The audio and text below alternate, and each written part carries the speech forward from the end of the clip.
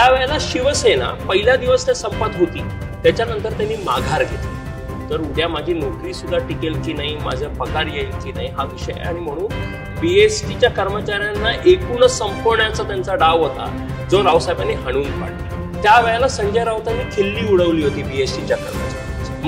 मराठी म्हणून तुम्ही राजकारण करणार असाल, पण मराठी कामगाराला आणि मराठी माणसाला जर तुम्ही न्याय नाही देणार असाल, ब्रँड हे कामगार आणि लोक बनवतात, तेच कामगार आणि तेच लोक तो ब्रँड संपवू शकतात. तर मुंबई महानगरपालिकेच्या निवडणुकीमध्ये नक्कीच जनता सुद्धा तो रोष काढणार नाही. जर स्वमालकीच्या गाड्या नाही आल्या तेवढ्या, तर ही सेवा कधीही बंद पडू शकते. विधान केलं होतं त्यांच्या नेत्यांनी की या बीएसटीच्या कामगारांचं मिल कामगार.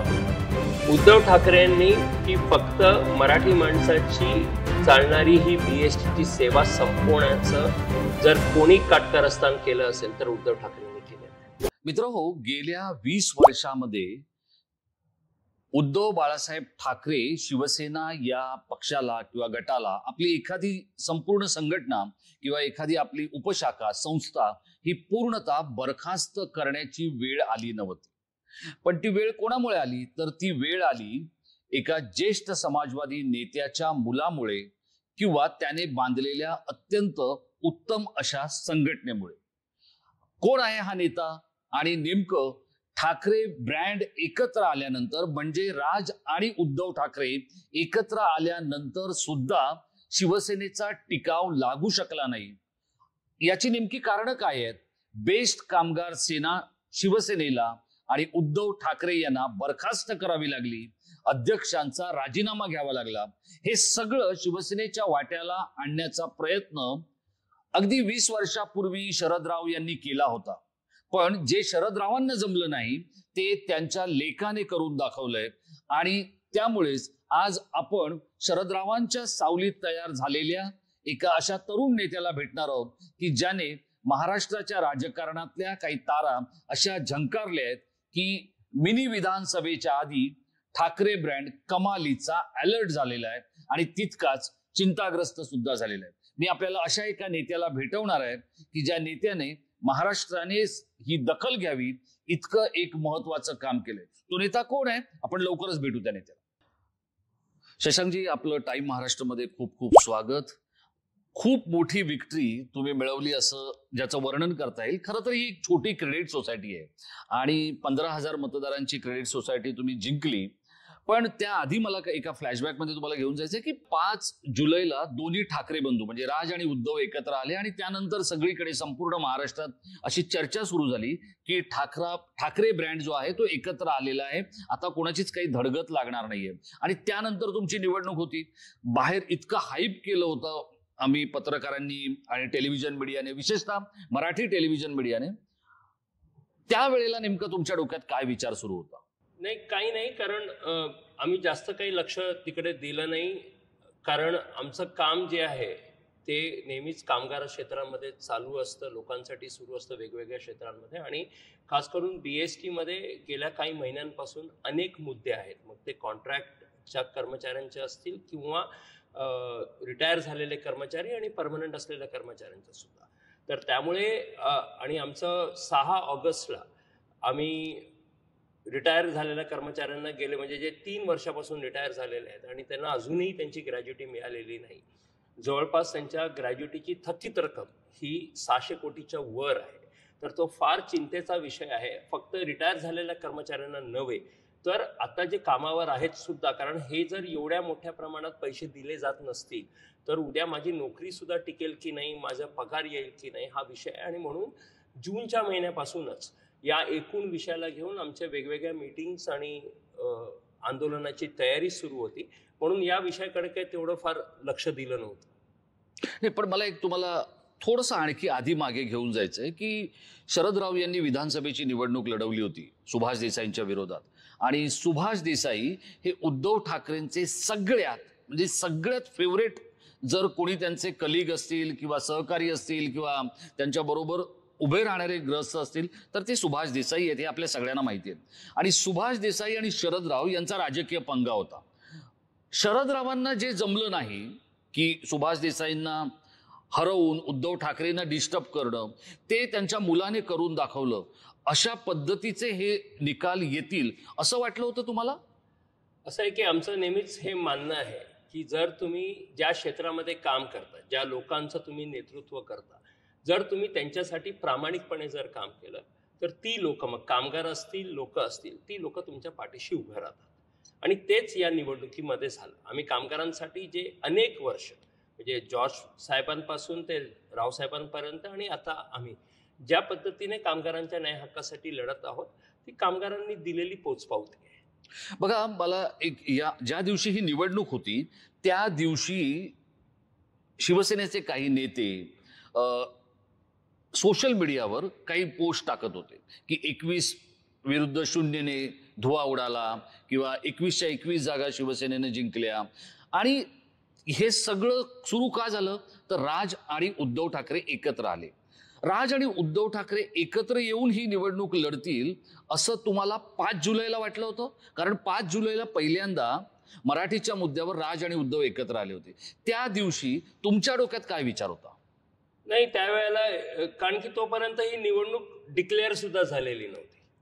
माझ्या माहितीप्रमाणे ही निवडणूक तोपर्यंत डिक्लेअरही झाली नव्हती. त्यामुळे तो काय विचार करण्याचा प्रश्नच येत नव्हता. फक्त एवढंच होतं की हां, आता हे मुंबई महानगरपालिकेच्या अनुषंगाने हे दोघं एकत्र येतात, तेवढंच एक होतं. बघा, आज आता आपण 2025 मध्ये बोलतोय.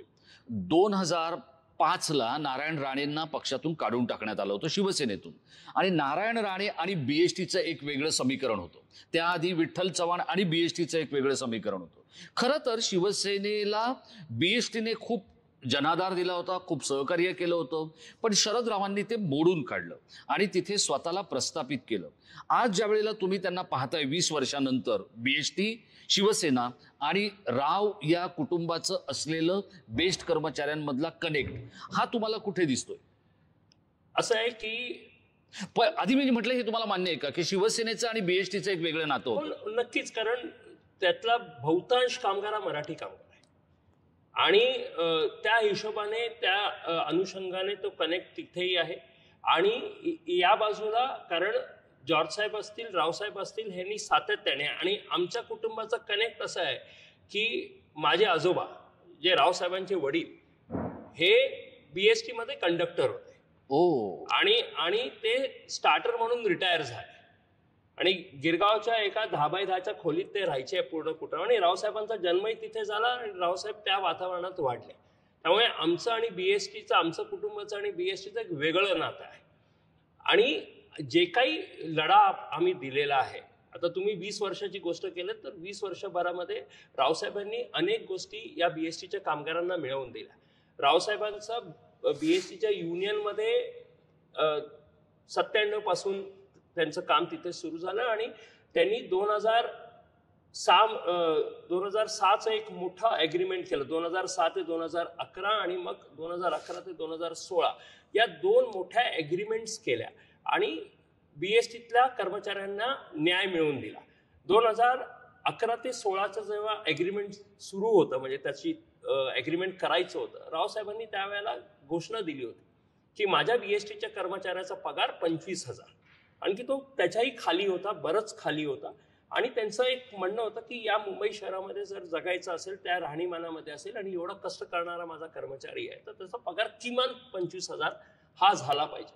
आणि ज्या वेळेला 2012ला तो करार रावसाहेबांनी केला, ज्या वेळेला करार सही केला, तर बीएसटीच्या कर्मचाऱ्यांचा पगार 25,000हून बराच जास्त झालेला होता. ते रावसाहेबांनी त्यावेळेला मिळवून दिलं आणि तो एक मोठं गोष्ट होतं. कारण त्यावेळेला तेवढा पगार झाल्यानंतर अनेक लोकांनी आपली घरं घेतली. मुंबईत घेऊ शकत नाही तर मीरा रोड असेल, नेरूळ असेल, अशा जागेला चांगल्या पद्धतीने लोकांनी आपली हक्काची घरं घेतली. तो एक मोठं असतं, कारण की आपल्याला असतं की आपल्या हक्काचं घर पाहिजे. कारण की मुंबई, तुम्हाला आता माहिती आहे की मुंबई शहराचं जरी ते सेवा करत असतील तर फार कमी लोक अशी आहेत की मुंबई शहरात राहतात किंवा त्यांना इकडचं घर परवडू शकतं. त्या पद्धतीने ते केलं. त्यानंतर ज्या वेळेला रावसाहेब आजारी झाले आणि त्याच्यानंतर ही युनियन आम्ही बघायला लागलो, तर आमच्या इकडे 2019 जर आपल्याला आठवत असेल, कारण 2007 नंतर त्यावेळेला आमचंच म्हणजे बेस्ट वर्कर्स युनियनचं एक आंदोलन चिरडून काढण्यासाठी त्यावेळेच्या महाव्यवस्थापकांनी आणि शिवसेनेच्या मदतीने, कारण की शिवसेना त्यावेळेला म्हणजे तुम्ही उत्तम खोब्रागडेंचं मी कार्यकाळ जो होता हो कार्यकाळ होता त्यावेळेला 2007 मध्ये मला एकच तुम्हाला काही क्षण थांबवायचंय की उत्तम खोब्रागडेंचा जो कार्यकाळ होता हा बेस्टच्या कर्मचाऱ्यांसाठीचा सगळ्यात निष्ठुर कार्यकाळ होता एकदम. म्हणजे तो कार्यकाळ जेवढा म्हणजे बीएसटीच्या कर्मचाऱ्यांना एकूणच संपवण्याचा त्यांचा डाव होता जो रावसाहेबांनी हाणून पाडला. त्यांनी अनेक गोष्टी म्हणजे जागा विकण्याचे प्रयत्न, बाकी गोष्टी, कर्मचाऱ्यांवर अनेक, आणि युनियन संपवण्याचा प्रयत्न हे बरंच केलं. आणि त्यावेळेला 2007 मध्ये ज्या वेळेला बेस्ट वर्कर्स युनियनने संप केला हक्कासाठी त्यावेळेला त्यांनी शिवसेनेच्या मदतीने, कारण की बीएसटी कमिटी ही शिवसेनेकडेच होती, महानगरपालिका शिवसेनेकडे होती, त्यांच्या मदतीने रोजंदारीवर कामगार भरती केले. म्हणजे 180 रुपये रोज, आणि रोज काम मिळेल त्याची काही गॅरंटी नाही, पण त्यांना ती भरती केली आणि ती फार मोठी भरती होती. मला वाटतं स्वर्गीय मनोज संसारेंचा त्याच्यामध्ये सहभाग होता उत्तम खोब्रागडेंना मदत करण्यामध्ये. हो तेच म्हणताय ना तुम्ही? हो एकदम. म्हणजे अनेक लोक होती. आणि मी शिवसेनेचं एवढ्यासाठी सांगतो कारण की बीएसटी कमिटी त्यांच्याकडे असताना त्यांनी फार मदत केली. त्यांना असं वाटलं की आता रावसाहेबांची युनियन आपण संपवू, पण त्यांनी रोजंदारीवर ज्या वेळेला कर्मचाऱ्यांना भरती केली संप मोडण्यासाठी, त्याच्यातनं रावसाहेब बाहेर आले. म्हणजे व्यवस्थित तो संप झाला, त्याच्यानंतर अनेक गोष्टी मिळाल्या कर्मचाऱ्यांना, पण रावसाहेबांनी त्या रोजंदारीवर भरती झालेल्या कर्मचाऱ्यांना वाऱ्यावर सोडलं नाही. म्हणजे जरी त्यांची भरती संप फोडण्यासाठी झाली असेल तरी रावसाहेबांनी त्यांना वाऱ्यावर सोडलं नाही. त्यांना 2012च्या एग्रीमेंटमध्ये त्यावेळेला जवळपास माझ्या मते 11,500 की 12,500 हे कर्मचारी होते. त्यांना रावसाहेबांनी 2012च्या एग्रीमेंटमध्ये परमनंट करून घेतलं, पूर्ण परमनन्सी दिली त्यांना. पण परमनन्सी करत असताना, कारण की एवढा मोठा लोड बीएसटी घेऊ शकत नव्हती, रावसाहेबांनी बीएसटी कडनं आश्वासन घेतलं की यांचे बेसिकचे 20% खाली, म्हणजे 2,500 रुपये बेसिक कमीवर त्यांना नियुक्त केलं. पण रावसाहेबांचं म्हणणं होतं की आधी ह्यांना परमनंट करू, कारण की परमनंट केलं तर त्यांची नोकरी सुरक्षित होते.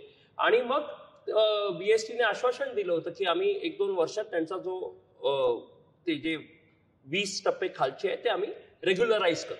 दुर्दैवाने ते केलं गेलं नाही आणि त्यांचा पगार कमी होता. आणि 2019 मध्ये तो लढा आला की आम्हाला त्याला ज्युनियर ग्रेड, म्हणजे जनरली त्याला ज्युनियर ग्रेड म्हणलं जातं, तर ही ज्युनियर ग्रेड आम्हाला, आमचं म्हणणं होतं की आता ही संपवली गेली पाहिजे, त्यांना त्यांचा अधिकार मिळाला पाहिजे. आणि ते करण्यासाठी एक मोठं आंदोलन, एकूणच एग्रीमेंटच्या हिशोबाने आंदोलन झालं. आणि त्यावेळेला माझ्या मते 7 जानेवारीच्या आसपास तो संप सुरू झाला आणि 9 दिवसाचा तो ऐतिहासिक संप होता. त्याच्या आधीचे जेवढे संप जॉसाहेबांनी केले असतील, रावसाहेबांनी केले असतील, ते 3 ते 4 दिवस मॅक्स ते संप होते.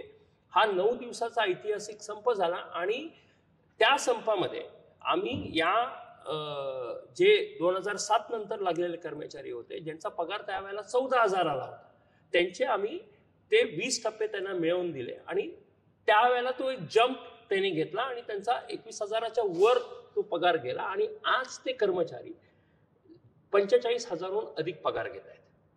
मला एक सांगा की आता ही जी संपूर्ण निवडणूक अत्यंत मानहानीकारक पद्धतीने शिवसेनेला हारावी लागली किंवा शिवसेना हारली, आणि याच्यावरती राज ठाकरे काय म्हणालेत ते आधी आपण आपल्या प्रेक्षकांना दाखवूया. म्हणजे राज ठाकरे काय म्हणालेत आणि त्या बरोबरीने संजय राऊत पण काय म्हणालेत ते पण आपण दाखवूया.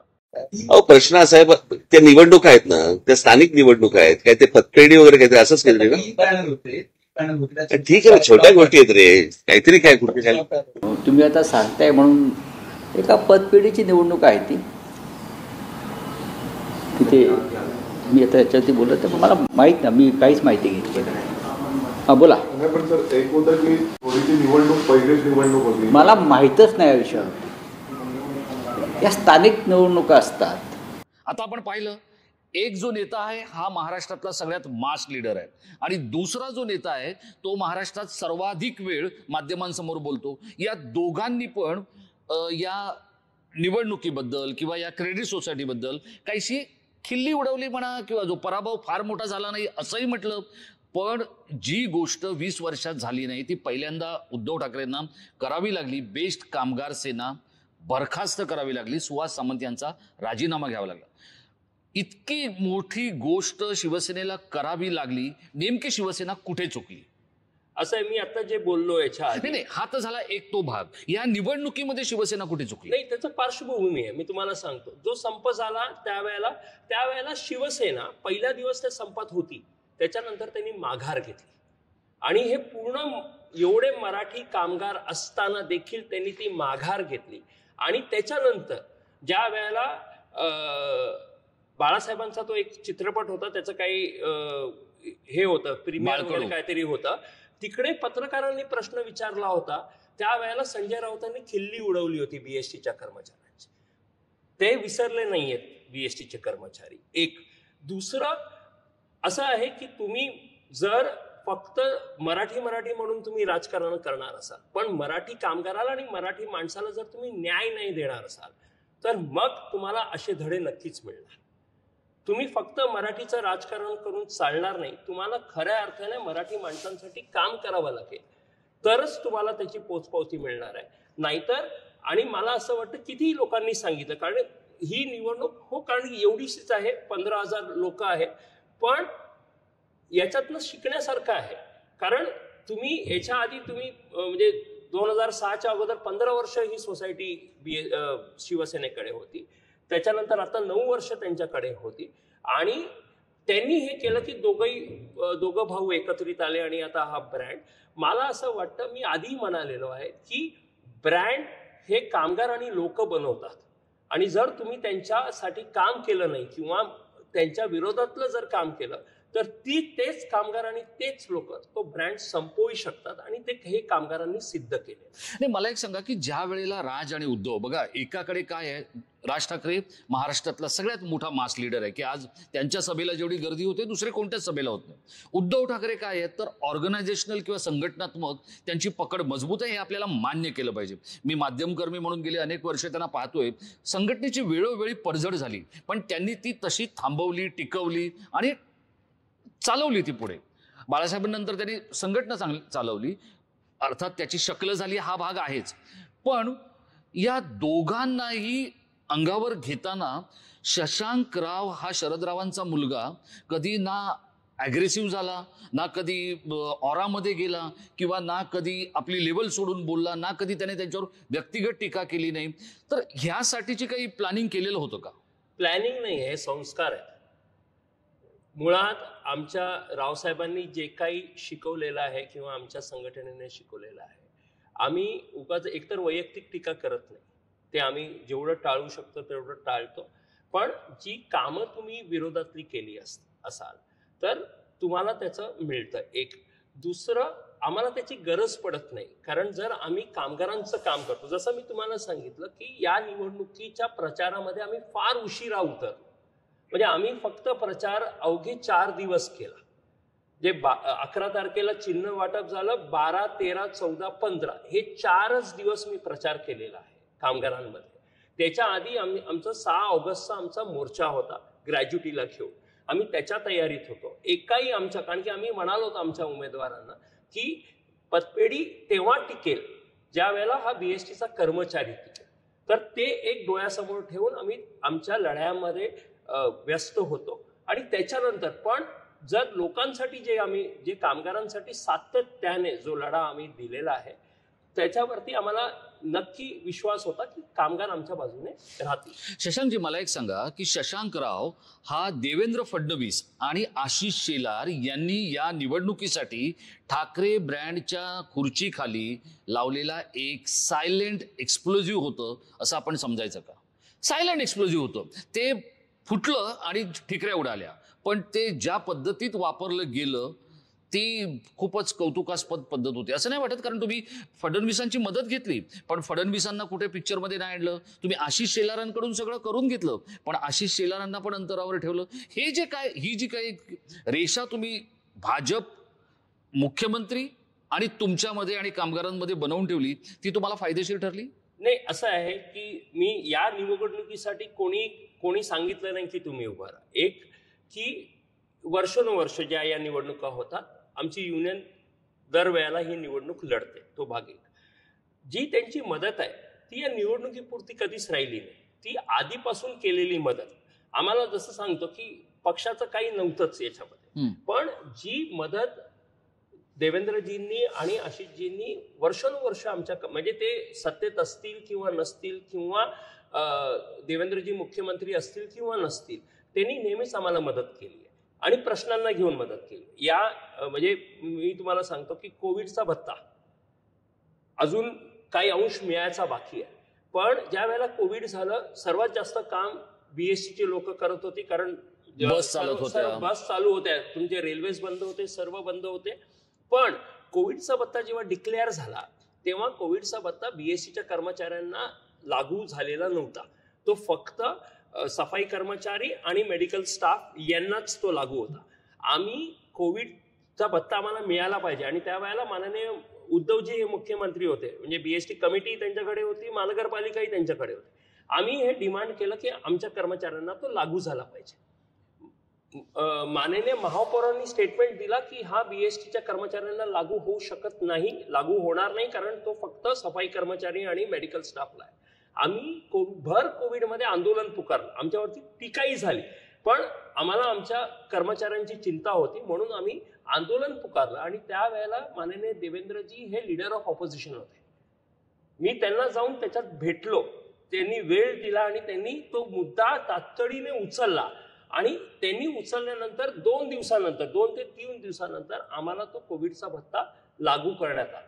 म्हणजे ज्या पद्धतीने देवेंद्रजी आणि आशिषजी या कर्मचाऱ्यांना आम्हाला नेहमीच, आणि फक्त ते याच्यासाठी एवढ्यासाठी हे नाहीये, दरवेळेला ते मदत करतात आणि त्या मदतीमुळे जे काही आम्ही कामगारांसाठी घेऊ शकतो त्याची ही पोच पावते.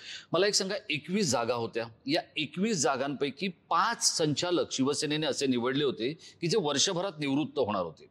चुकीचे उमेदवार निवडणं, अध्यक्षांचा हेकेखोरपणा, एकाधिकारशाही आणि संघटनेला म्हणजे पालक संघटनेला अंधारात ठेवणं, या सगळ्याचा परिपाक ही निवडणूक होती असं बोललं जातं. तुम्ही या सगळ्याचे नेते होतात. तुमच्या मते उद्धव ठाकरे आणि राज ठाकरे यांचा ठाकरे ब्रँड या निवडणुकीतून केव्हा पराभवाच्या वाटेकडे वाटचाल करायला लागला असं तुम्हाला वाटतं?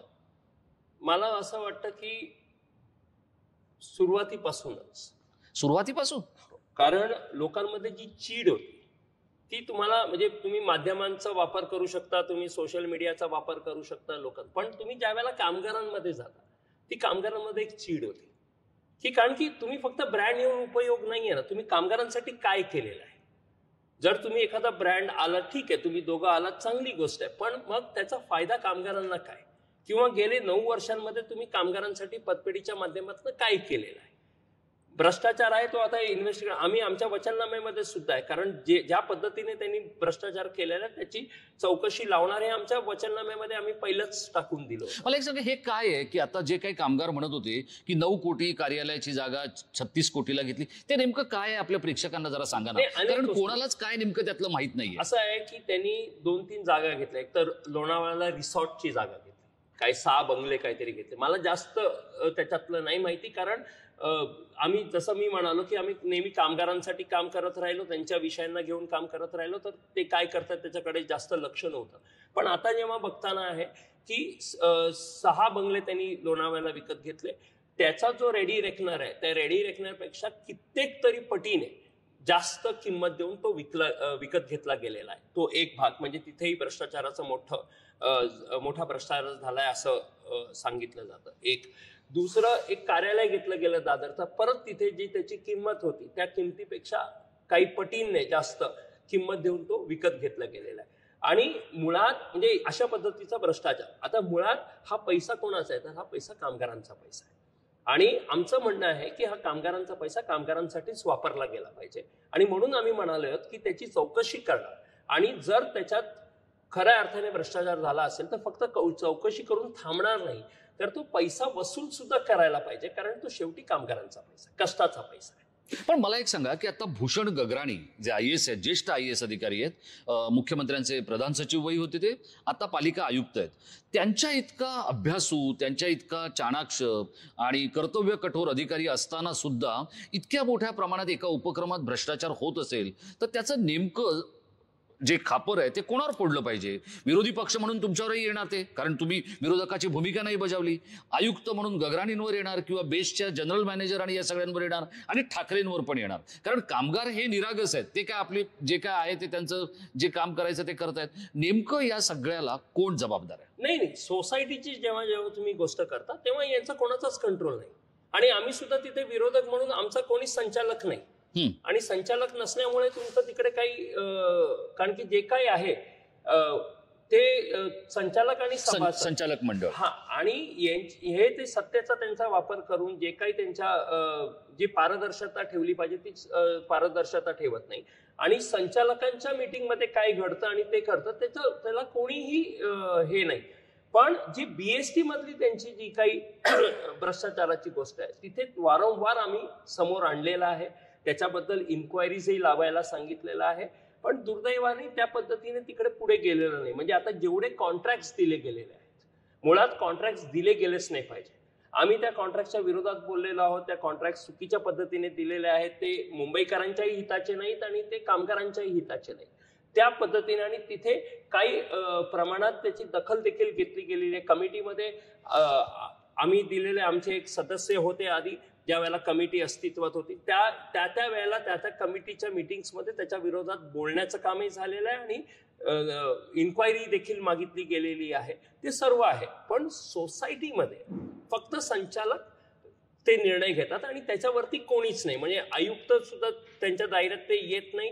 ते संचालक मंडळ आणि त्याचा अच्छा आता या डिपार्टमेंटमध्ये सुद्धा आम्ही काहीच केलं असतला भाग नाहीये. आम्ही कारण युनियन म्हणून तुम्ही ते रेज करू शकत नाही कारण की तो अधिकार फक्त सभासदांना असतो.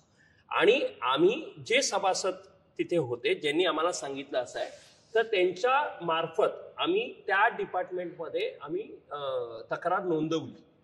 पण एवढं त्यांचं हे त्यांनी हे आणून ठेवलं होतं. मग पैशाचा वापर असेल किंवा सत्तेचा वापर असेल अनेक गोष्टी असतील त्यांनी ते करून काही जे कर्मचारी त्यांनी दाखल करायला गेले त्यांना धमक्या सुद्धा दिल्या गेल्या की तुम्ही हे दाखल करू नका. शेवटी आम्ही त्यांच्याबरोबर काही माणसं पाठवली आणि सांगितलं नाही तुम्हाला तुमची तक्रार दाखल करायची असेल तर तुम्ही तक्रार बिनधास्त दाखल करा. तेवढी दाखल केली. कन्सर्न मंत्र्यांना सुद्धा काही महिन्यांपूर्वी आम्ही त्यांना सुद्धा ती तक्रार दाखल केली आणि बहुतेक त्याचाच परिपाक असेल की आता जी इन्क्वायरी लागलेली आहे एकूण तर ती सभासदांतर्फे कारण तुम्हाला सभासद नसाल तर तुम्हाला त्याच्याबद्दल काही ऑफिशियली बोलता येत नाही किंवा तुम्हाला स्टँड नसतो. आपण आपल्या मुलाखतीच्या अगदी उत्तरार्धाकडे आणि शेवटच्या टप्प्याकडे चाललोय. तुम्हाला एक गोष्ट आपण मान्य केली पाहिजे की ही 15,000 मतदारांची निवडणूक होती. या 15,000 मतदारांचा आपण विचार करत असताना मुंबईच्या एका महापालिकेच्या मतदारसंघाची मतदारांची संख्या ही किमान 50,000च्या आसपास असते. आता या 15,000च्या मतदारांच्या निवडणुकीवरून ठाकरे ब्रँड निवडणुकीत हरेल, महापालिका त्यांना मिळणार नाही, त्यांचा निभाव लागणार नाही, असं बरंच काही बोललं जातंय. तुम्ही एक उच्च शिक्षित म्हणून एक पॉलिटिकल स्टुडंट म्हणून या गोष्टीकडे कसं पाहताय? या बेसच्या छोट्या क्रेडिट सोसायटीच्या निवडणुकीने ठाकरे ब्रँडचं भवितव्य आपण ठरवू शकतो का? नाही, पण मला वाटतं हे एक तुम्ही सॅम्पल घेऊ शकता की जर म्हणजे जे मी आधी क्रायटेरिया बोललो की आता इथे तुम्ही जर कामगारांची होती तुम्ही कामगारांसाठी काम नाही केलं तर तुम्हाला त्या पद्धतीने त्याचं उत्तर मिळालं. मुंबई महानगरपालिका गेले 25 वर्ष शिवसेनेकडे आहे आणि खास करून गेला पूर्ण टर्म ते त्यांनी स्वतःहून ते चालवली आहे. तर त्यांनी जे जे तिथे केलेलं आहे म्हणजे जे काही चुकीची कामं केलेली आहेत किंवा कामं केलेलीच नाहीत तर त्या अनुषंगाने जो तो रोष आहे जो जसा कामगारांचा रोष इथे आला तर मुंबई महानगरपालिकेच्या निवडणुकीमध्ये नक्कीच जनता सुद्धा तो रोष काढणार ना. कारण जर तुम्ही त्यांची कामं केलेली नाहीत जर तुम्ही त्यांच्या हिताची कामं नाही केलेली आणि तिथे फक्त तुम्ही तुमचं हे सांभाळलेलं आहे. आज तुम्ही बघा जी दशा बीएसटीची करून ठेवली आहे नागरिकांसाठी. आज 45 मिनिटं 1 तासभर लोक रांगेत उभे राहतात. का तर तो निर्णय त्यांच्या वेळेला घेतला गेला की स्वमालकीच्या बसेस तुम्ही घ्यायच्या नाहीत. म्हणजे आमचं MOU असताना की 3,337 बसगाड्या घ्यायच्या आहेत स्वमालकीच्या राखायच्या आहेत. आज फक्त 400च्या खाली गाड्या आहेत आणि नोव्हेंबरच्या महिन्यामध्ये 251 गाड्या शिल्लक राहणार आहेत आणि बाकी कॉन्ट्रॅक्ट्स यांनी दिले. तो MOU 2019 जून मध्ये झाला होता. नोव्हेंबरमध्ये गाड्या ऑलरेडी कमी झाल्या सुरुवात झाली होती. नोव्हेंबरपासून 2.5 वर्ष माननीय उद्धवजी मुख्यमंत्री होते, म्हणजे BST कमिटी त्यांच्याकडे होती, महानगरपालिका त्यांच्याकडे होती, स्वतः मुख्यमंत्री होते. आम्ही वारंवार पत्रव्यवहार केले, मोर्चे देखील नेले, पण एकाही मोर्चाला त्यांनी ना स्वतःचा रिप्रेझेंटेटिव्ह पाठवला ना त्यांनी काही केलं. आणि त्यांनी एक साधी नवीन गाडी विकत घेण्याचं कधीच, कारण की मला सांगा की ठाकरेंना हे कॉन्ट्रॅक्ट का हवं असतं, म्हणजे ते कॉन्ट्रॅक्टवर का द्यायचं, त्यांना BST विकून खायची आहे का? माझं तर सरळ म्हणणं की हो, आणि त्यांनी त्याच पद्धतीने आज आपण इथे आहोत. खोब्रागड्यांच्या काळामध्ये आज आपण गोरेगावमध्ये बसलेलो आहोत. इथेच गोरेगाव ओशिवरा जे आमचे क्वार्टर्स आहेत, गोरेगाव ओशिवराचे क्वार्टर्स, त्याची जागा होती फॉर म्हणजे लोकांच्या कामगारांच्या क्वार्टर्ससाठी राखीव जागा, ती त्यांनी विकायला काढली. आणि त्याच्या विरोधात त्यावेळेला रावसाहेब होते, रावसाहेबांनी जंग पछाडलं आणि फार सुप्रीम कोर्टापर्यंत गेलो. दुर्दैवाने सुप्रीम कोर्टात आम्ही हरलो आणि ती एवढी मोक्याची जागा त्यांनी एका बिल्डरला विकून आता तिथे मोठी सोसायटी उभी करण्यात आली. ती जी हक्काची जागा BSTच्या कर्मचाऱ्यांची होती ती एका डेव्हलपरच्या घशात घालून ते मोकळे झाले. आणि इथे सुद्धा त्यांचा प्लॅन तोच होता. माझं तेच म्हणणं आहे की ज्या वेळेला ते मुख्यमंत्री झाले, गाड्या कमी झायला सुरुवात होती, 3 बजेट्स त्यांच्या कार्यकाळात महानगरपालिकेत आले. एकाही बजेटमध्ये त्यांनी गाडी विकत घेण्याकरिता प्रोव्हिजन केली नाही. तुम्ही जर प्रोव्हिजन 1 रुपयाची जरी प्रोव्हिजन केली तर ती प्रोव्हिजन वाढवली जाऊ शकते, पण त्यांनी एकही, म्हणजे 3 बजेट झाले आणि सातत्याने आम्ही मागे लागलो होतो की तुम्हाला आता घ्यायला पाहिजेत या गाड्या. त्यांनी एकही गाडी, आणि आता त्याचं काय झालेलं आहे, कारण एक प्रेसिडेंट सेट झालं की एक बजेट गेला तुम्ही प्रोव्हिजन केली नाही, दुसरं बजेट गेला तुम्ही प्रोव्हिजन केली नाही, तिसरं बजेट गेलं तुम्ही प्रोव्हिजन केली नाही. त्याच्यानंतर असं होतं की मग या गोष्टीची गरजच लागत नाही, कारण की तुम्ही मग बाकी आता काय केलं ते घेतले नाही, पण कॉन्ट्रॅक्ट एवढ्या मोठ्या पद्धतीने वाढवून टाकलं त्यांनी. तर आता त्यांचे पेमेंट्स आणि बाकीच्या याचं जे नाळ साधता आता सुद्धा आम्ही जेव्हा मध्यंतरी भेटलो होतो आयुक्त साहेबांना, तेव्हाही आम्ही त्यांना सांगितलं, ते म्हणाले करू प्रयत्न, पण आता लोड एवढा आहे. जसं मी सांगितलं, ग्रॅज्युटीची थकीत रक्कम जवळपास 600-700 कोटी, बाकीच्या गोष्टींचं आता मग येवचं सर्व जुळवाजुळवी करून आणणं, ते झालं पाहिजे. ते झालं नाही. जर स्वमालकीच्या गाड्या नाही आल्यात तेवढ्या, तर ही सेवा कधीही बंद पडू शकते. आणि त्यांनी जे सुरू केलं की हे विका, त्यांच्या काळामध्ये तुम्ही बघा, माहीमचं हे विकून मोकळे झाले, कुर्ल्यामध्ये जे डेव्हलपमेंट केलं तिकडे, मग त्याचा, आणि अनेक बिल्डरांचे पैसे माझ्या मते अजूनही BSTला मिळालेले नाही, ते वसुलीचं त्यांनी काही केलेलं नाही. म्हणजे अशा पद्धतीने फक्त खाजगीकरणातनं कॉन्ट्रॅक्टर्स आणि डेव्हलपर्स यांना कसं प्रॉफिट होईल हे बघण्याचं काम दरवेळेला शिवसेनेने केलेलं आहे. मला सांगा की येणाऱ्या काही वर्षांमध्ये, आता बघा, खरं तर BSTकडे नियमाप्रमाणे एक साधारण 3,500 बसेस असायला हव्यात. या वर्षाच्या अखेरीस ती संख्या 250च्या आसपास येईल असं दिसतंय, आणि 250 बसेस BSTच्या मालकीच्या असतील. मग BSTचं भवितव्य काय असेल? आता बघा, मुंबईतली BST ही एक देशातली अत्यंत उत्तम वाहतूक व्यवस्था म्हणून तिच्याकडे पाहिलं जातं. तुम्ही कुठल्याही शहरात जा, तुम्ही चेन्नईला जा, तुम्ही कोलकात्यामध्ये जा, तुम्ही बेंगलोरमध्ये जा, तुम्ही देशातल्या कुठल्याही भागात जा, मुंबईची BST दी बेस्ट आहे. ती नावाप्रमाणे बेस्ट आहे, पण आता ती इतकीच बेस्ट असणार का? माझं म्हणणंच आहे की स्वमालकीच्या 3,337 बस गाड्या हे BSTकडे असल्याच पाहिजे. जर त्या नसल्या तर BSTची ही सेवा कोणत्याही क्षणी बंद पडेल ही परिस्थिती आहे, कारण की कॉन्ट्रॅक्टर्सवर तुम्ही सेवा देण्याचा भरोसा करू शकत नाही. BSTमध्ये जे कॉन्ट्रॅक्टर्स ह्या शिवसेनेने नेमले होते त्याच्यातली एक MP ग्रुप म्हणून होती, रातोरात बंद केले. बहुतेक 250 की 300 गाड्या होत्या, 400 गाड्या होत्या त्यांच्या, रातोरात 4 डेपोजमध्ये ते ऑपरेट करत होते. रातोरात बंद केलं आणि गुंडाळले आणि पळून गेले. कामगारांची देणी दिली नाहीत आणि काही केलं नाही. आणि त्यांच्यावरती, कारण की कॉन्ट्रॅक्ट अशा पद्धतीने मळमळीत बनवले गेलेले आहेत जाणीवपूर्वक, की त्या कॉन्ट्रॅक्टर्सवर काही ऍक्शनही घेता येत नाही, काही दंडात्मक कारवाई करता येत नाही, त्यांना पकडता येत नाही. हे जाणीवपूर्वक शिवसेने त्यावेळेला त्या पद्धतीचे कॉन्ट्रॅक्ट ड्राफ्ट केले. त्याच्यानंतर अजून एक कंपनी हंसा म्हणून, ती रातोरात बंद करून निघून गेली. तर त्याचेही 4 डेपो बंद पडले. तर जर स्वमालकीच्या गाड्या आल्या नाही तर ही BSTची एवढी नावलौकिक सेवा ही कधीही कोणत्याही क्षणी बंद पडेल आणि त्यातून कामगार आणि मुंबईकर जनता यांचं फार मोठं नुकसान होणार आहे. आणि म्हणून आम्ही सातत्याने ती मागणी सोडलेलीच नाही, कारण की त्याशिवाय ही BST जगू शकत नाही. आणि यांचे नाहीतर काय होणार की या जमिनी कोण ना कोणतरी विकून मोकळे होतील. मुळात BSTची ही सेवा, अत्यावश्यक वाहतूक सेवा ही देण्याची पूर्ण जबाबदारी मुंबई महानगरपालिकेची आहे. आणि त्यामुळे प्रॉफिट आणि लॉसचं जी आपण गोष्ट करतो ती चुकीची गोष्ट आहे. ती प्रॉफिट आणि लॉसचा प्रश्नच नाही, एसेन्शियल सर्व्हिस आहे. प्रॉफिट आणि लॉस असतं तर कोविडमध्ये का चालली ही सेवा लोकांसाठी देण्यासाठी? तर ही त्या पद्धतीने जगली पाहिजे आणि जगायचं असेल तर स्वमालकीच्या 3,337 बसगाड्या असणं फार गरजेचं आहे. पण मग एक सांगा, आज आता कर्मचाऱ्यांचे इतके मोठे झालेले पगार आणि त्याच्या समोर शरदराव, आधी जॉर्ज फर्नांडिस, त्यानंतर शरदराव आणि आता तुम्ही प्रत्येक वेळेला कामगारच बरोबर, कामगारच निर्दोष, कामगारासाठीच आम्ही काम करणार. पण त्या कामगारांचं काही कर्तव्य बनतं ते हे कामगार किंवा तो उपक्रम विसरल्यानंतर ही परिस्थिती बेस्टवर आली. आज बेस्ट एवढी घाट्यात आपल्याला दिसते, आर्थिक अडचणीत दिसते. तर याला तुम्ही किंवा तुमचा कामगार जबाबदार आहे असं नाही वाटत? बिलकुल नाही. कारण मी तुम्हाला सांगतो, निर्णय कोण घेतात? अधिकारी. कामगार त्याचं काम करत नाही का? तर कामगार व्यवस्थित काम करतो. ज्या वेळेला मला नोकरी म्हणजे 5चं जर माझं कॉलिंग असेल तो ड्रायव्हर 5ला येतो, गाडी काढतो, जेवढा वेळ सांगितला असेल तेवढा वेळ काम करतो. एकही कुठेही कामावर काही चुका होत नाहीत. मी इंजिनिअरिंग डिपार्टमेंटचा असेल तर तसं काम करतो, सप्लाय डिपार्टमेंटचा असेल तर तो त्याचं काम करतो.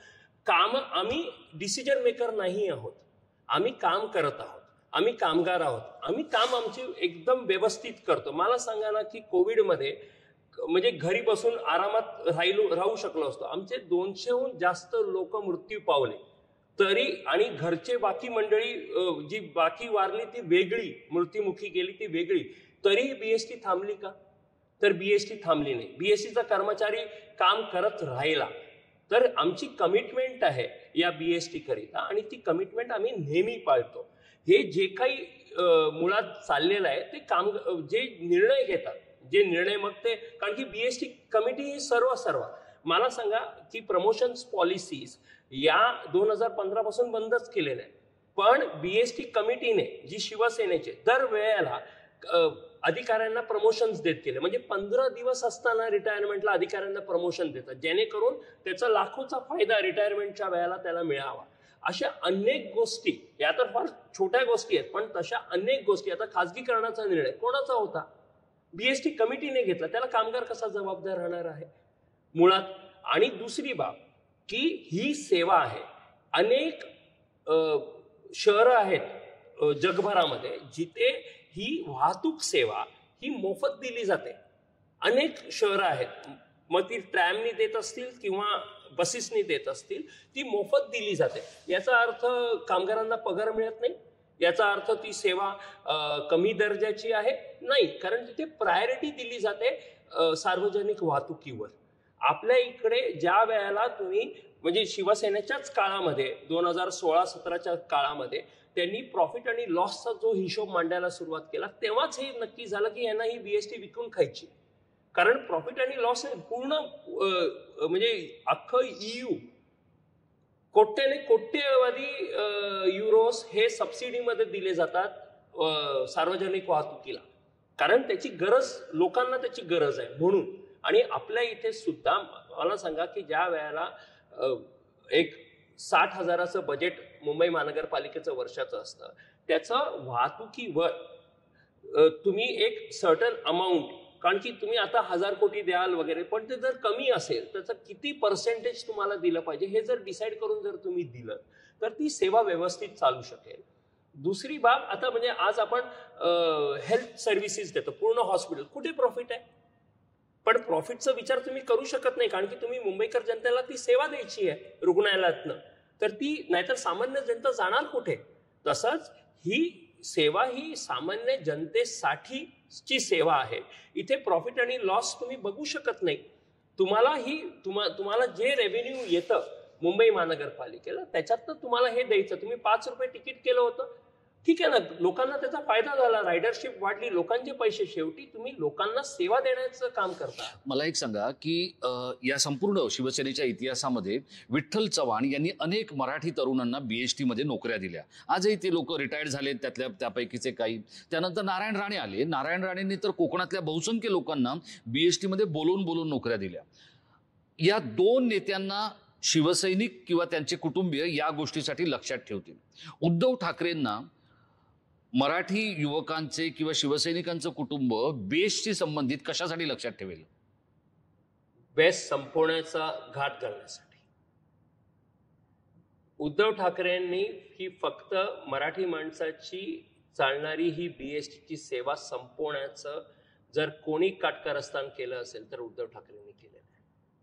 त्याची सुरुवात त्यांनी केली आणि त्यांना काय बोलताय तुम्हाला? हो नक्की, एकदम ही BHTची सेवा. कारण ज्या वेळेला हा कामगार म्हणजे खाजगीकरण असेल काही असेल, BHTची ही सेवा जी मुंबईकरांसाठी अत्यावश्यक सेवा आहे, त्याच्यामध्ये मोठ्या प्रमाणात म्हणजे बहुतांश मराठी कामगार काम करतो. ही BHT संपवण्याचं जर कटकारस्थान कोणी सुरू केलं असेल तर ते उद्धव ठाकरेंच्या शिवसेनेने केलेलं आहे. मला एक सांगा की तुम्ही अत्यंत गंभीर आरोप करताय उद्धव ठाकरेंवर, पण हे ठीक आहे की तुम्ही पॉलिटिकल आहात किंवा तुम्ही राजकीय काम करताय.